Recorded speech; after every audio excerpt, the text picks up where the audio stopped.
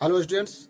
तो आज हम आपको इस वीडियो में क्लास 10th के अगले दो मेथड को तो हम बता चुके हैं और लास्ट ये मेथड होगा आपके सिलेबस का जो है वज्र गुणन विधि, जो कि हेडलाइन लग चुका है। और वज्र गुणन विधि जो होता है वो बच्चे को सुनने के साथ ही टफ लगता है, लेकिन आपको हम एक ऐसा छोटा सा फार्मूला देंगे जिस फार्मूला की मदद से आप वज्र गुणन विधि को आसान से सॉल्व कर सकते हैं। और आपको जैसे कि हम शुरू में भी बताए थे, जो समीकरण में 3 विधि आपको कम से कम आना चाहिए, क्योंकि अब जो क्लास या एग्जाम होती है उसमें प्रत्येक विधि का अलग अलग पूछने का भी तरीका हो गया। कभी पूछता विलोपन विधि से हल करें, कभी पूछता प्रतिस्थापन विधि से हल करें, और कभी पूछता है वज्र गुणन विधि से हल करें। इसलिए आपको प्रत्येक विधि का नॉलेज रहना चाहिए, कौन सी विधि को कैसे बनाया जाता है। तो चलिए इसका कुछ लॉजिक है, जो लॉजिक हम आपको देते हैं। देखिए, दो चर वाले रैखिक समीकरण का समान रूप जो हमने आपको बताया था शुरू में, वो बताया था, ये था जनरल फॉर्म था ax plus b1y plus c1 बराबर 0, जो कि समीकरण 1 था। a2x plus b2y plus c2 बराबर 0, ये भी समीकरण 2 हो जाता है। अब इसमें आपको दो x और y का मान निकालना होता है, और x या y के लिए सूत्र होता है। अब इसको ध्यानपूर्वक देखें। x का सूत्र हो जाता है जो कि b1 c2 minus b2 c1 बटे a1 b2 minus a2 b1, ये फॉर्मूला है x के लिए। और दूसरा y के लिए होता है, जब आप y का मान निकालना शुरू करेंगे तो ये हो जाएगा a2 c1 minus a1 c2 बटे a1 b2 minus a2 b1। तो ये आपका वज्र गुणन विधि से हल करने का दो फार्मूला है। आप केवल ये दो फार्मूला अगर याद रख लेते हैं तो आप वज्र गुणन विधि को आराम से हल कर सकते हैं। जैसे कि आपको एक एग्जाम्पल भी हम आज इस फार्मूला के अंतर्गत बताएंगे। पहले आप इस फार्मूला को लिख लीजिए या स्क्रीनशॉट ले लीजिए। तो चलिए हम इसके बाद चलते हैं। बीटीसी का एक्सरसाइज 3.5 होगा, जो कि स्क्रीन पर आपके सामने क्वेश्चन लगी हुई है, और वहां स्पष्ट लिख दिया गया है निम्नलिखित समीकरण में किसका अनेक हल है, किसका अद्वितीय हल है और किसका कोई हल नहीं है। और हल वज्र गुणन विधि से आपको उसी का करना है जिसका अद्वितीय हल है। तो चलिए हम पहले क्वेश्चन नंबर 1 को लेकर चलेंगे, जो कि आपके स्क्रीन पर लगी हुई है। तो 1 का रोमन 1 क्वेश्चन कर रहा आपका x माइनस 3y माइनस 3 बराबर 0, जो कि समीकरण 1 है। और दूसरा है 3x माइनस 9y माइनस 2 बराबर 0, ये हो गया समीकरण 2। सबसे पहले बात आपको पता करना है इसकी हल क्या है, एक है, अनेक है या कोई नहीं है। जिसके लिए आपको हमने फॉर्मूला शुरू में ही दिया था, वो 3 फार्मूला आपको पता याद होना चाहिए। याद है या नहीं है? नहीं, केवल 3 था।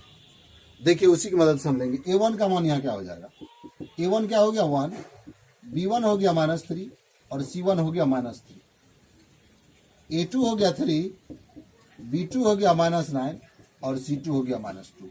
अब आप निकालिए, a1 बटे a2 बराबर हो जाएगा 1/3 और b1 बटे b2 हो जाएगा -3 बटे -9। माइनस माइनस कैंसिल हो गया, ये भी बराबर हो गया 1/3। और आप c1 बटे c2 भी निकाल सकते हैं, -3 बटे -2, ये कट गया, -3 बटे 2, क्या हो जाएगा? a1 बटे a2 बराबर b1 बटे b2 is equal not c1 बटे c2। जब इस प्रकार का रीजन आता है तो हल क्या होती है? इस समीकरण में कोई हल ही नहीं होता है। जब इसका हल नहीं होगा तो इसको वज्र गुणन विधि से बनाना ही नहीं है। अब लिखेंगे, इस समीकरण का कोई हल नहीं होगा, मतलब जिसका अद्वितीय हल होगा केवल उसी क्वेश्चन को वज्र गुणन विधि से बनाना है। आप लोग जल्दी इसको उतारिए या स्क्रीनशॉट लीजिए। हम क्वेश्चन नंबर इसी का रोमन 2 लेंगे। तो चलिए, ये है क्वेश्चन नंबर 2 आपका, जो कि आपके स्क्रीन पर भी लगी हुई। अब इसको फिर वही काम करेंगे। अब देखिए आपका क्या है, A1 का मान है 2, B1 है 1 और C1 है -5, A2 है 3, B2 है 2 और C2 है -8। A1 बटे A2 जो हो जाएगा 2/3, ये नहीं कटेगा। B1 बटे B2 हो जाएगा 1/2, ये दोनों बराबर नहीं है, नहीं निकालेंगे दूसरा। A1 बटे A2 is equal not B1 बटे B2। अब इस समीकरण का क्या होगा, समीकरण क्या होगा, अद्वितीय हल होगा। अद्वितीय हल होगा तो वज्रगुणन विधि होगा। हम यहाँ लिखेंगे इस समीकरण का अद्वितीय हल होगा। अब डायरेक्टली आप सूत्र लिखिए, x बराबर, x का फॉर्मूला हमने आपको क्या दिया है, B1 C2 minus B2 C1 बटे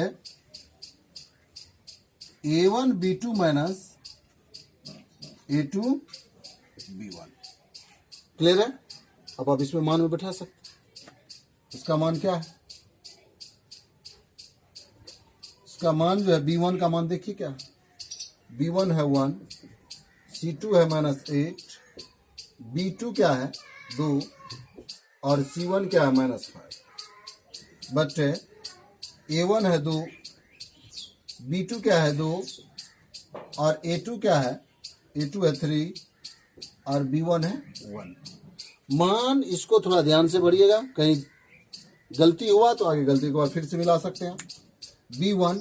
B1 का मान देख लीजिए आप 1, C2 देखिए -8, फिर माइनस था तो माइनस। B2 का मान क्या हो गया 2, तो 2 लिखे। C1 का मान हो गया -5 और A1 का मान हो गया 2 और B2 का मान हो गया 2 माइनस A2 का मान हो गया 3 और B1 का मान हो गया 1। तो इसको अब जब हम कैलकुलेशन करेंगे, -8 प्लस 5 दूनी 10, 2 दूनी 4 -3, 2/1 बराबर 2। x का वैल्यू क्या आ गया, 2 आ गया। अब आपको इसी टाइप से आपको जो y का जो फार्मूला दिए थे वो बैठाइए और डायरेक्टली निकालिए।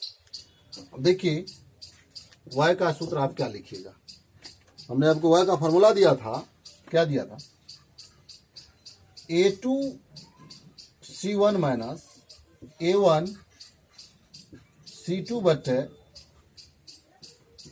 A1 B2 minus A2 B1। Clear है? अब इसमें आप मान भर सकते हैं। मान जब भरिएगा, A2 का मान क्या है 3 और C1 का मान -5, A1 का मान 2, C2 का मान -8 और ये हो जाएगा 2 गुनी 2 माइनस 3 गुनी।